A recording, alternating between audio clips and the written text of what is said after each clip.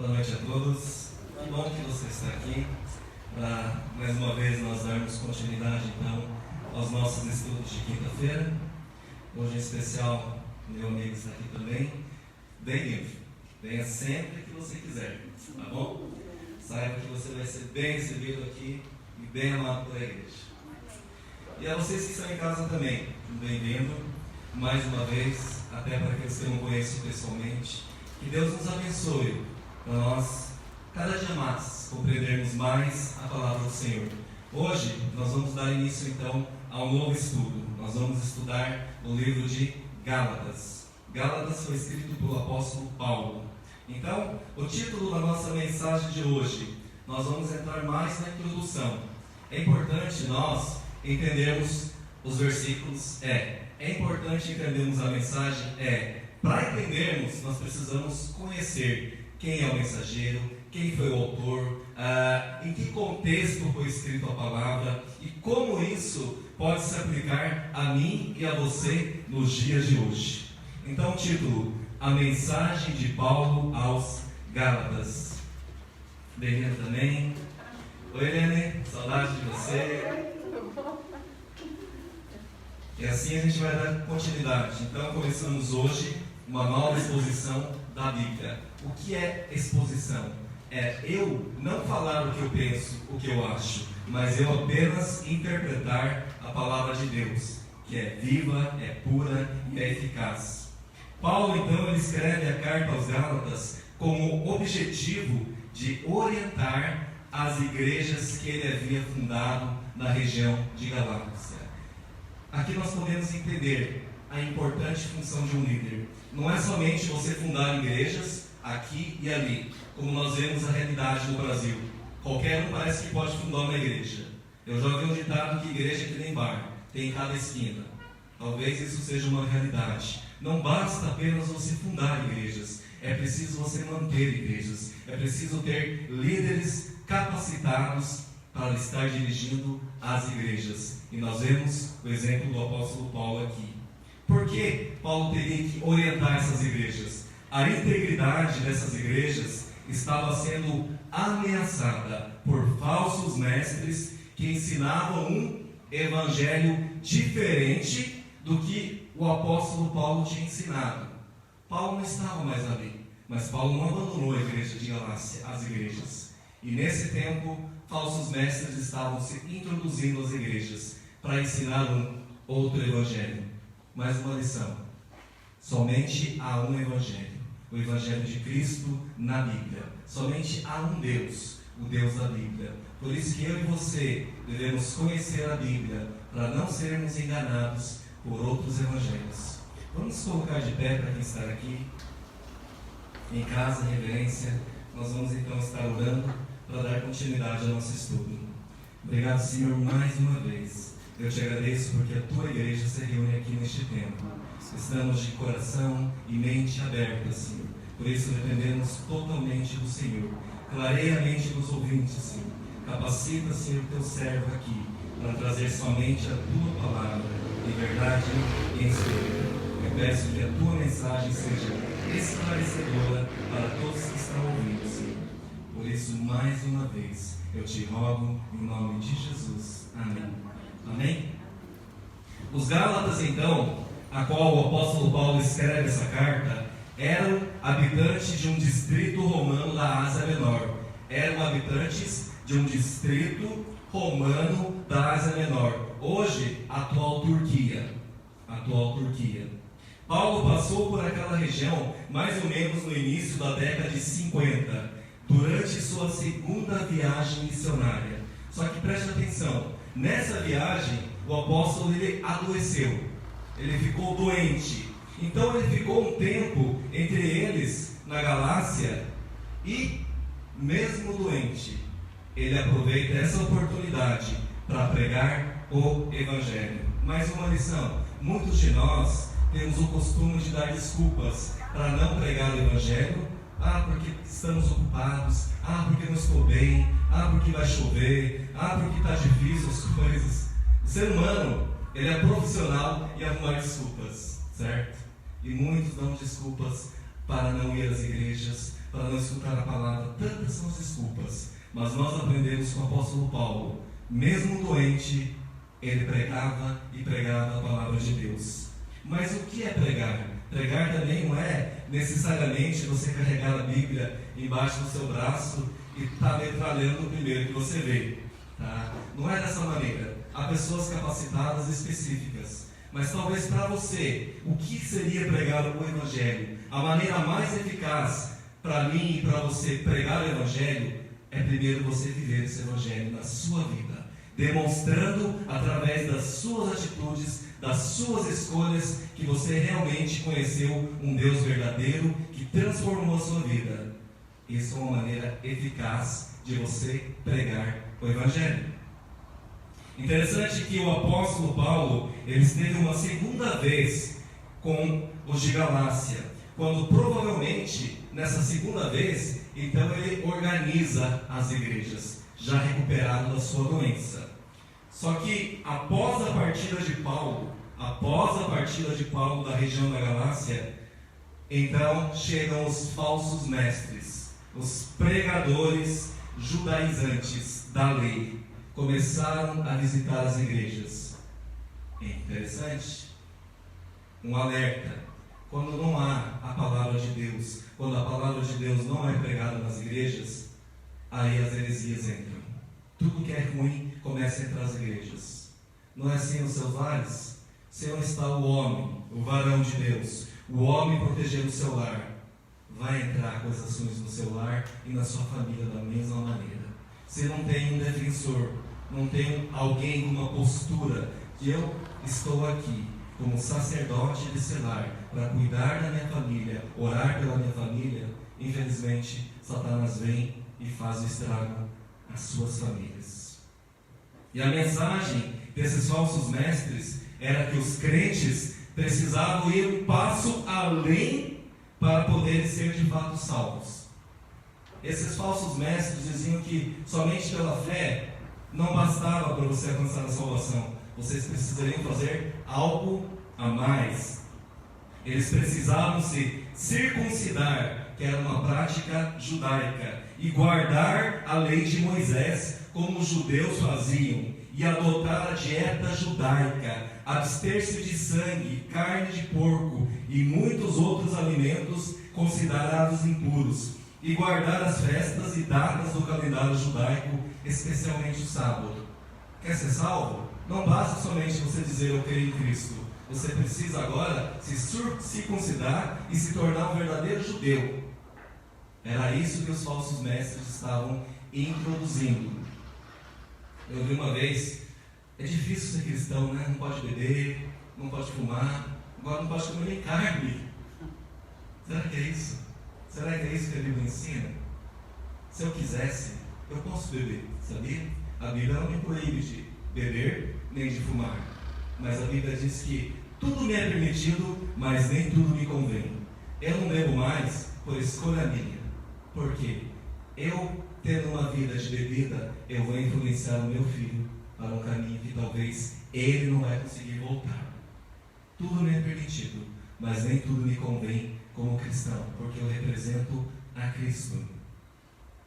Segundo, eles diziam, esses pregadores, que Paulo não havia ensinado isso aos Gálatas. Olha aqui, igreja de Galácia, Paulo não ensinou isso para vocês, sabe por quê? Porque o apóstolo Paulo era um falso apóstolo. Esses falsos pregadores estavam dizendo que Paulo não era um apóstolo.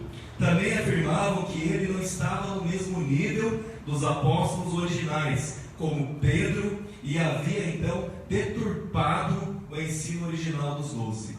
Vocês sabem que Paulo foi chamado depois. E esses falsos mestres se aproveitavam disso.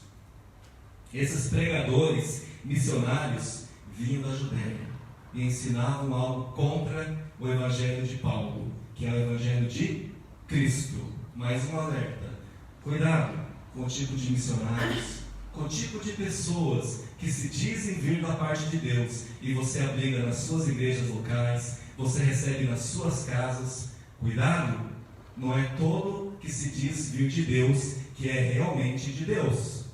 Para você discernir se ele é de Deus ou não, a Bíblia nos ensina. Sabe qual a maneira mais fácil? Conduta. Veja a conduta do fulano. Condiz com uma vida reta diante de Deus? Não. Então, tome cuidado. E ainda mais, eles pregavam que mesmo os não-judeus que haviam crido em Cristo, então deviam se tornar judeu pela circuncisão e guardar toda a lei de Moisés, os 10 mandamentos. Sabia que pela lei de Moisés, os 10 mandamentos, você é condenado? Não tem como você guardar a lei. Sabe por quê? Porque nós somos pecadores. Não tem como. Você muitas vezes ama outras coisas acima de Deus. Pecado. Você adora outras coisas em vez de adorar o Criador. Pecado. Muitas vezes você cobiça coisas que não são suas. Pecado. Condenado. Não matar. Quando você tem raiva de alguém, Jesus já ensinou. Se você já está criando ira no teu coração, condenado. Pela lei, todos nós somos condenados. Mas pela fé, mediante Cristo, pela graça que Deus nos deu, nós somos salvos. Mediante a graça, pela fé em Cristo Jesus. Mas esses falsos mestres ensinavam: vocês querem ser salvos? Tem que guardar toda a lei. Tem como? Uma vez eu usei um exemplo. Você está fazendo uma omelete. Você sabe fazer, né? Até eu sei fazer. Aí você pega um ovinho, quebra, mexe, ótimo. Tá? Pega mais um ovinho, ótimo. Vai até o 9º ovo. Tá formando aquela omelete gigante e gostosa. Perfeito. Pega a 10ª, podre, você joga. Estragou todo o restante. Você falhou num requisito, você é condenado. Nós não somos condenados mediante a Cristo. Segundo eles, Paulo na verdade era uma pessoa que procurava agradar a todo mundo. E esses falsos mestres ainda falavam mal de Paulo. Diziam que Paulo, ele se aproveitava das pessoas para se aproveitar financeiramente. Você já ouviu falar disso? Aquele pastor lá, ele é bonzinho com você só para catar a tua carteira. Mas Paulo não era assim. E nós temos provas. Ele fala lá em Atos capítulo 18.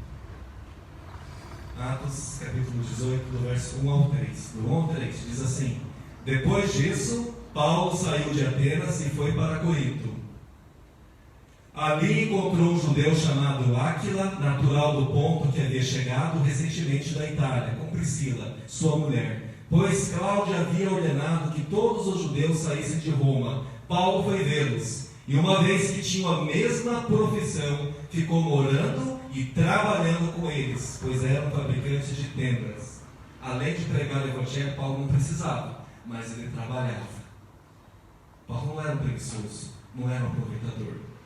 Antes da conversão, Paulo tinha tudo, mas ele largou tudo para seguir essa vida de missionário.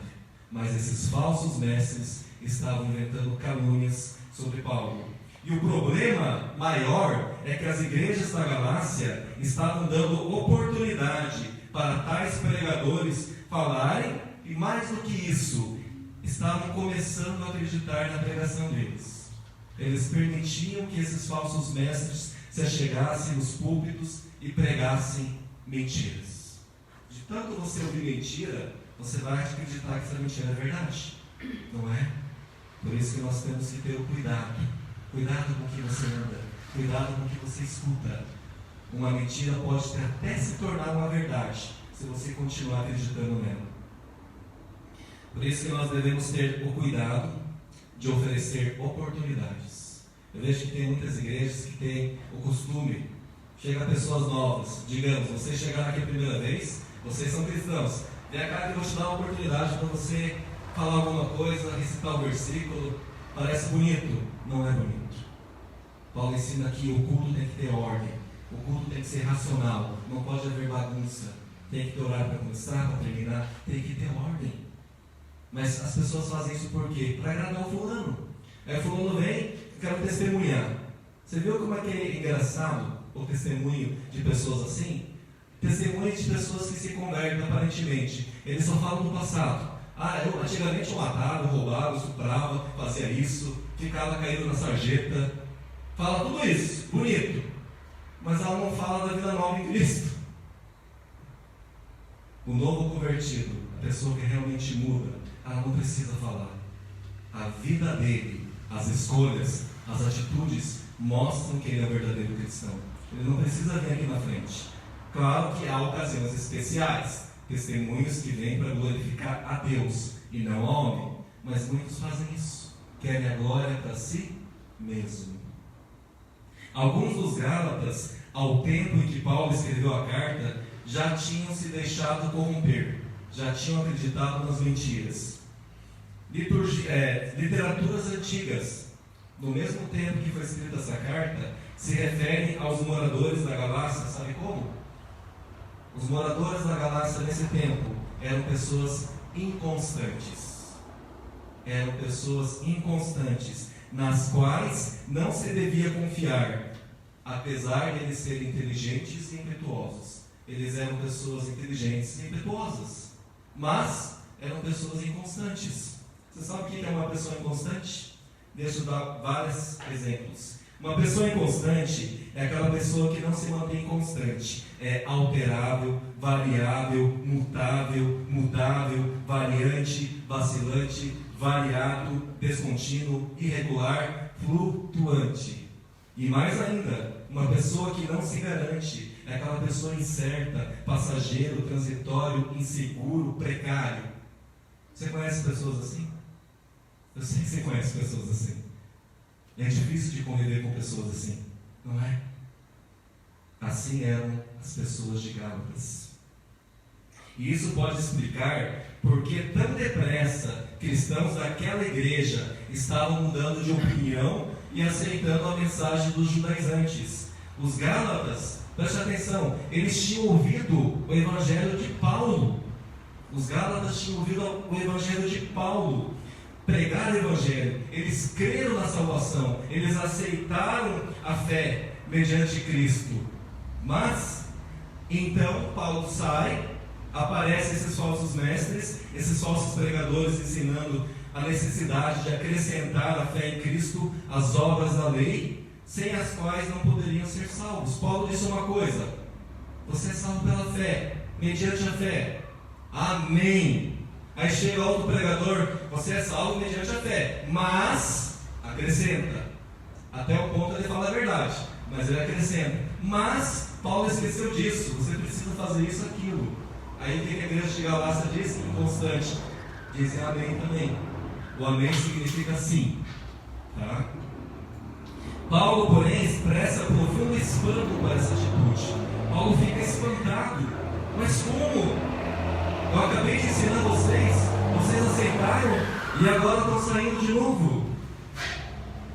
Como eu falei, nos nossos dias, eu já me espantei muito com isso. Eu já frequentei igrejas, pessoas de igrejas que diziam amém para tudo, sabe?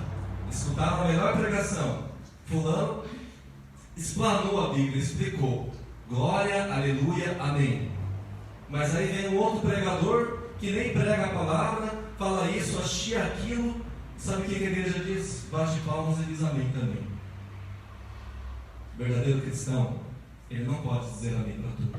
Ele tem que discernir o que é certo e errado, como a igreja de Bereia. Mesmo Paulo, eles iam para a Bíblia. Fulano está falando? Está batendo no que a Bíblia diz? Então amém. Se não diz o que a Bíblia diz, não aceitamos. Nós não podemos ser crentes vira-latas. Sabe o que é um crente vira-lata? Vira-lata come de tudo. Na rua não come? Come de tudo e não passa mal. Aí o vira-lata acha um negocinho mais gostoso, parece que está sorrindo, né? Foi ontem. Eu tenho um cachorrinho que chama Top. Esse cachorrinho é enjoado. A gente, graças a Deus, tem condições e cria ele com o bom e do melhor. Esses dias eu fui e comprei aquelas salgadinhas que vendem nos mercados, salsicha enrolada, e minha esposa avisou: não dê pro Top. O que aconteceu? Vai que ele avisou. Eu dei um pedaço, mas esse cachorro passou mal. Ele rodava na casa, estava com dor de barriga, só faltava falar: por que você me deu isso? Aí vomitou na coberta. Sabe o que tinha na coberta? Um monte de pedaços de salsicha. O estômago dele não aceitou. Nós deveríamos ser também como o meu cachorrinho, não aceitar tudo o que nos é oferecido. E Paulo, então, na tentativa de impedir que a situação se agravasse na igreja de Gálatas, Paulo escreve essa carta.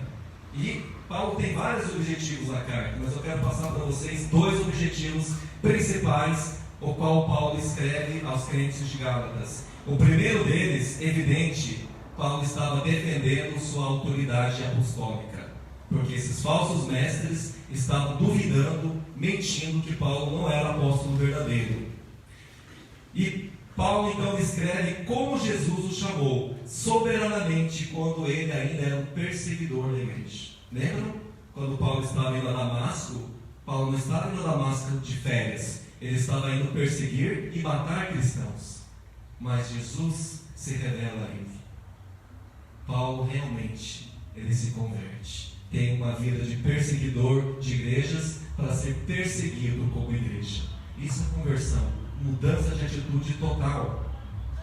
Então a sua autoridade como apóstolo era a mesma dos 12, a ponto dele ter confrontado o próprio Pedro.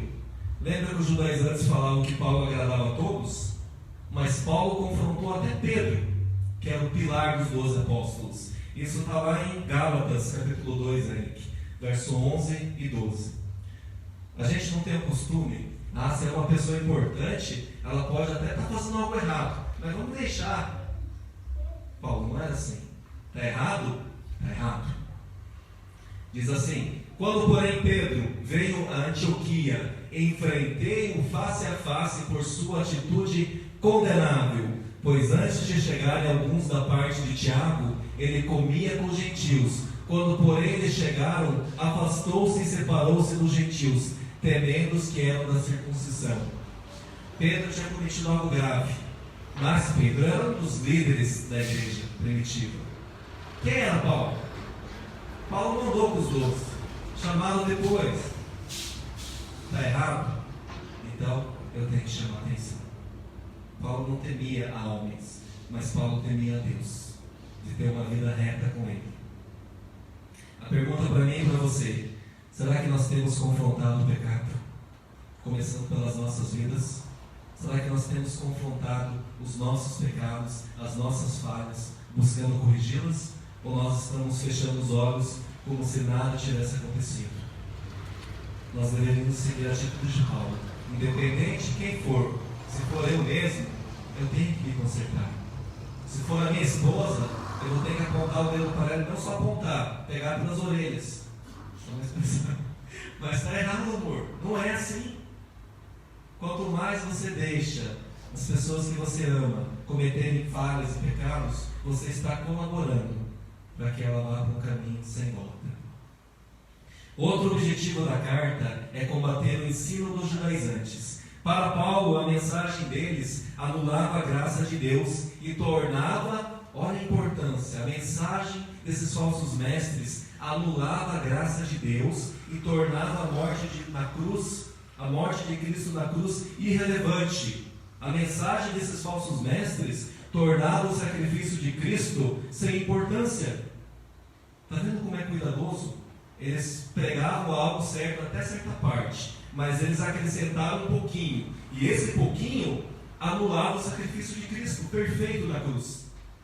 Porque eles diziam: a salvação não vem pela graça, somente pela fé, precisa fazer algo mais. Está dizendo que o sacrifício de Cristo não foi suficiente. Isso leva o quê? Leva o homem à condenação. Você é salvo somente pela fé, não por obras, para que o homem se glorie neles. Ou seja, para o apóstolo, a mensagem dos judaizantes não era apenas uma outra interpretação possível da obra de Cristo, era uma negação direta contra a obra de Cristo na cruz. Era isso que esses falsos mestres estavam fazendo. Eles estavam negando o sacrifício de Cristo, o sacrifício redentor de Cristo na cruz. Eles estavam negando a própria palavra. Eles pregavam a palavra, mas ao mesmo tempo eles a negavam. E a igreja de Gálatas estava caindo nisso. Efésios, Eric, vamos lá, 2:8 de novo. Vamos do 2:8. Efésios capítulo 2, verso 8 diz assim: pois vocês são salvos pela graça, por meio da fé. Isso não vem de vocês, é dom de Deus. É de Deus. Isso aí, mocinha. É dom de Deus. Não é por obras que a gente vai ser salvo. Assim, Paulo expõe na carta de maneira clara o ensino de que a justificação de judeus e gentios ocorre somente mediante a fé, independente da raça, da etnia, independente se você é japonês, se você é polaco, se você é africano, se você é judeu, você só é salvo mediante a fé. Não é pelo teu sangue, é pela fé em Cristo Jesus. É isso que nos salva, independente da condição a qual você esteja, independente se você está aqui na igreja, independente se você chegou agora, independente se você estava perdido, a salvação vem por um único caminho, por Cristo. Por fim, Paulo aproveita para exortar os cristãos da Galácia a ficarem firmes na fé em Cristo e a viver a liberdade do Evangelho e no poder do Espírito. Não se esqueça do que eu ensinei, Paulo diz. Pare, saia desse caminho, não caia nessas mentiras, creia no único Evangelho. Será que você não está saindo do caminho também? Nós estamos vivendo um tempo que ao mesmo tempo você está nos assistindo através da mídia. Ao mesmo tempo, smartphone e internet pode ser algo bom para ser usado, mas também pode ser uma maldição. Depende de quem usa e depende do que você está vendo. Pregações há de todo tipo na mídia, se você procurar. Mas quem garante que são pregações retiradas da Bíblia e não do homem? Lembra que eu falei uma vez? Quando a pregação ela vem de Deus, da palavra de Deus, ela incomoda você. Ela vai te incomodar. Não vai te agradar. 2 Timóteo 3,16 diz: toda a escritura é inspirada por Deus. Ela é útil para quê? Para o ensino, para a correção, para a exortação, para instruir o homem de Deus. Os nossos filhos gostam de ser instruídos pela gente? Você que é pai e mãe, quando o seu filho está fazendo algo errado, você vai lá e corrige, você vai lá e instrui. Seu filho diz: amém, papai, eu vou fazer certinho. Seu filho fica, a primeira reação do seu filho é o quê? Muitas vezes nós fazemos isso. Mas graças a Deus, o Espírito Santo nos constrange, nos faz aceitar a vontade de Deus, que é soberana, e ela nos faz realmente pessoas melhores. E é dessa forma que devemos continuar hoje, firmes na fé. Por quê? Para anunciar a todas as pessoas o perdão de pecados em Cristo Jesus. Nós devemos anunciar o perdão de todos os pecados mediante a fé em Cristo Jesus, rejeitando qualquer sistema, qualquer pregação, qualquer evangelho que diga que para você ser salvo você tem que fazer algo a mais. Esse algo a mais quer dizer o quê? O sacrifício de Cristo não foi suficiente. Isso é heresia. Isso não bate com o que a Bíblia nos diz. Para concluir, o evangelho dos judaizantes, mesmo com todo o seu linguajar judaico, piedoso, era outro evangelho. Lembra que os judaizantes da época, eles oravam bonito, vestimentas bonitas, trajes bonitos, falavam bonito, mas Jesus os chama de... Sabe como é que Jesus chama esses judaizantes da época? Os fariseus? Hipócritas. O nosso Cristo chama esses fariseus de hipócritas, chama de sepulcros caiados. Sepulcro caiado é o quê? Você vai no cemitério, sepulcro de mármore bonito, letras de ouro, mas dentro tem o quê? Não há vida, ossos. Não há vida. Não adianta ser bonito por fora e vazio por dentro. Em nosso tempo também, como no tempo de Paulo, há muitos outros evangelhos que pregam coisas bonitas, evangelhos que prometem riquezas. É estranho, né? Há outros evangelhos que prometem resolver os seus problemas. Vem para cá que o seu casamento vai, bombar. Vem para cá que seus problemas financeiros acabaram. Vem para cá que você não vai ser mais empregado, você vai ser patrão. Parece fácil, né? Muito fácil, porque não é verdade. O verdadeiro Evangelho não promete isso. O verdadeiro Evangelho promete salvação, vida eterna em Cristo Jesus. E acima de tudo, paz. E essa paz só vem de Cristo. Não adianta você morar numa mansão e você não ter paz. É muito melhor você morar num casebre, mas você ter paz. Paz não se compra. A paz é dom gratuito de Deus. Nós recebemos de Deus. É só ela que vai nos direcionar um caminho reto também. E foi contra essa ideia de esses outros evangelhos que o apóstolo Paulo se levantou. O apóstolo Paulo não aceitou. Não deixou por isso. Não e não. Eu não aceito esse tipo de conduta. Para ele acrescentar as obras de lei ou qualquer outras obras completas de Cristo realizadas em sua morte e ressurreição era mesmo que negar a Cristo. Se você aceitar esses acréscimos, se você aceitar outros evangelhos que prometam coisas que não estão na Bíblia, você está negando ao próprio Deus. Isso é muito grave. E muitas pessoas estão negando a Deus sem saber. Por quê? O livro de Oséias diz: o meu povo perece por falta de conhecimento. Não basta você dizer que você crê em Deus. A Bíblia pede muito mais do que crer. Você tem que crer e conhecer. Conhecer. Conhecer implica o quê? Em ter relacionamento. Relacionamento implica o quê? Você ter intimidade. Você tem intimidade com quem? Eu tenho com a minha esposa. Porque eu acordo com ela, eu trabalho com ela, eu durmo com ela, às vezes eu tomo banho com ela. Isso é intimidade, a gente conversa. Certo? Agora eu não posso falar, digamos, para a Maiara ali, eu tenho intimidade com ela. Não tenho. Eu não durmo com ela, não acordo com ela, muito menos tomo banho. Eu apenas conheço. E com Deus tem muitas pessoas que são assim. Dizem que querem ser Deus, mas não tem um relacionamento, não tem intimidade. E nós precisamos mudar isso. Você só vai ser liberto quando você realmente busca conhecer esse Deus verdadeiro. Nós somos libertos mediante a fé em Jesus Cristo e nada mais. Você não precisa subir escadas de joelho, você não precisa correr de uma ponta até Papanduva, você não precisa distribuir doces para a cidade, você não precisa fazer nada disso.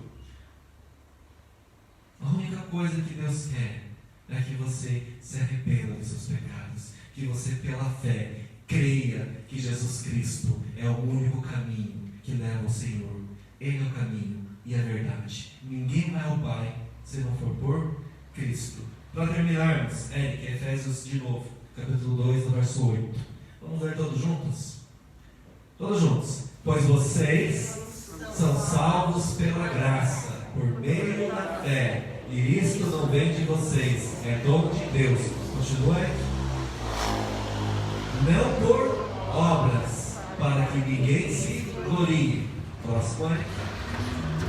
Porque somos criação de Deus, realizada em Cristo Jesus, para fazermos boas obras, as quais Deus preparou antes para nós a praticarmos. Falei para o meu amigo ali, que tudo que eu faço de errado, pecaminoso, eu posso me gloriar, eu posso subir assim, eu fiz de errado, glória para mim. Eu ofendi minha esposa, minha glória. Eu maltratei meu filho, minha glória. Mas agora, se eu sou um bom marido, se eu sou um bom pai, se eu sou um bom servo aqui, se eu sou um homem que agrada a Deus, isso é glória do Senhor. Foi Deus que me fez assim. Deus molda a minha mente, Deus molda o meu coração, Deus me instrui no meu caminhar. Mas para isso, eu tenho que ter um compromisso com esse Deus. Não apenas de vez em quando, De vez em quando as pessoas buscam amantes e só dá caca. Nós temos que ter um compromisso, algo válido, algo que realmente tenha valor. É isso que Deus quer de nós, compromisso. Amém? Pastor Osmar? Talvez hoje eu passei um pouquinho do horário, porque foi a introdução. Então, semana que vem, nós daremos início à exposição do verso 1 ao 5, e vamos dar continuidade, e vamos esperar. O meu desejo é que Deus fale conosco, através desse estudo, nós possamos crescer mais espiritualmente. Amém? Amém, irmãos. Vamos orar? Pai de amor, Pai, que é rico em misericórdia, reconhecemos a Tua soberania, o Teu poder sobre nossas vidas. Pedimos, Senhor, nessa noite, que Tu possa abrir nossos olhos espirituais, para que não venhamos a olhar para crenças falsas e acreditar nelas, Pai. Faz que o nosso espírito possa ser santificado por Cristo em todo o tempo, que possamos verdadeiramente olhar e ouvir o que é verdadeiro. A Tua palavra é verdade, Pai. O próprio apóstolo Paulo diz: se vocês ouvirem até anjos pregar outro evangelho que não seja esse, não creiam. Creiam somente no evangelho de Cristo, que traz arrependimento, que traz solução para os problemas do ser humano. Pai, nessa noite eu quero estar orando também pelas pessoas que estão acamadas, as pessoas que estão acometidas pelo Covid-19, que realmente, Senhor, Tu possa entrar com Tua providência. Clamamos a Ti porque sabemos que Tu pode todas as coisas. Quero orar pela vida também, Senhor, de todos os amigos, familiares que estão passando por momentos difíceis. Eu peço, Senhor, que Tu possa trazer paz no coração de cada um. Renova as forças, traz alegria, que o Teu sobrenatural possa fazer a diferença na vida de todos. Também quero orar pela vida do pastor José, que não está bem de saúde, que Tu possa, Senhor, restaurar a sua saúde física. Creio no Teu poder. Oramos para um Deus vivo, um Deus ressurreto, o único caminho, e sabemos que podemos confiar. Pai, abençoe cada um que está assistindo essa live nessa noite, os amados que estão aqui no templo também, que a Tua alegria faça com que possamos ter dias especiais, porque quando confiamos no Senhor, vivemos conforme a Sua vontade, nós somos felizes. A Tua alegria, Senhor, faz com que possamos cada vez mais e mais ser superabundantes através da Tua palavra. Eu oro, Pai, abençoando a vida de todos, em nome de Jesus. Amém. Amém, amado. Que Deus abençoe a tua vida e você tenha um restante de semana abençoado no Senhor. Deus abençoe a todos. Amém.